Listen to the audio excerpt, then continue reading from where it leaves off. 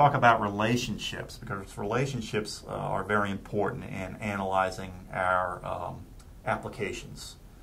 Many studies are what I would refer to as clean, in that the PI, the primary investigator, the researcher, has no other relationship with the participant other than they're the researcher and the participant has decided to engage in their study.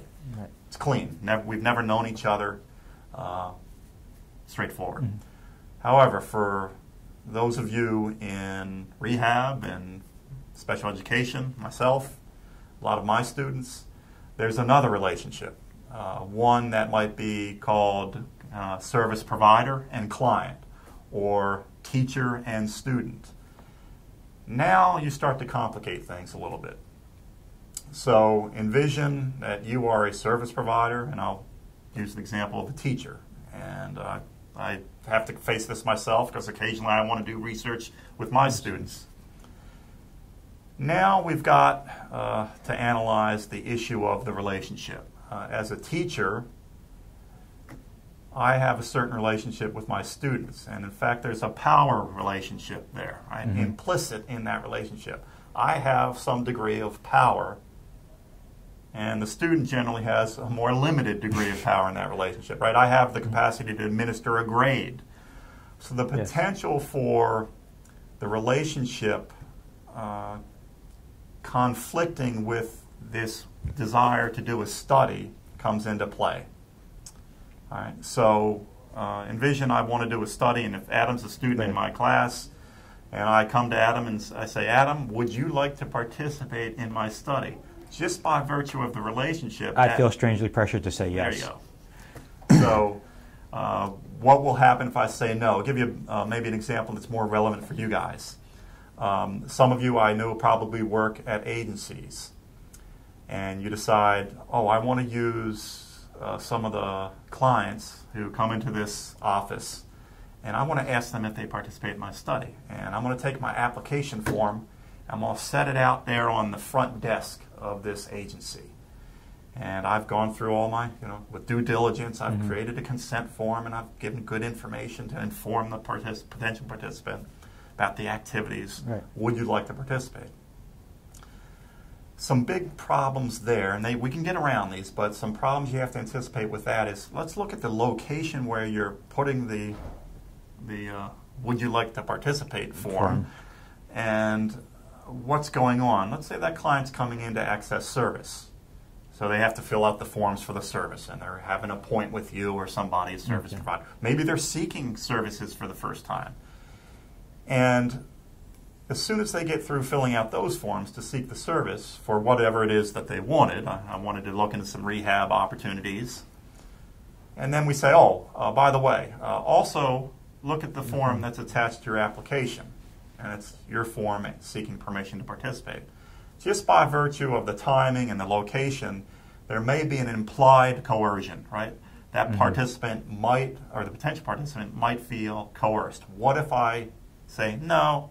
Does that mean that they're going to shut me out of services? Right. Then will they treat me differently? So we as a committee frown upon any kind of process where you align permission for access to services or getting services with do you want to participate in their study?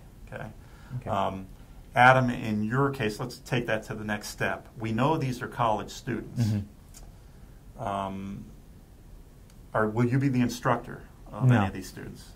Do you provide services to those individuals, any direct services? No, as of right now, my role is strictly as a doctoral student. I'm not teaching any classes. I'm not providing any services. So none of the students who will participate in my study don't have any direct relationship with any of them aside from being the researcher. Okay. So that's a little cleaner. In some cases, we've had researchers become upset, right, because you want to get started on your study. We've said, no, we don't want you to ask or seek recruit people at the point of service where they're accessing services that are related to their needs and not yours. Right. But there are options.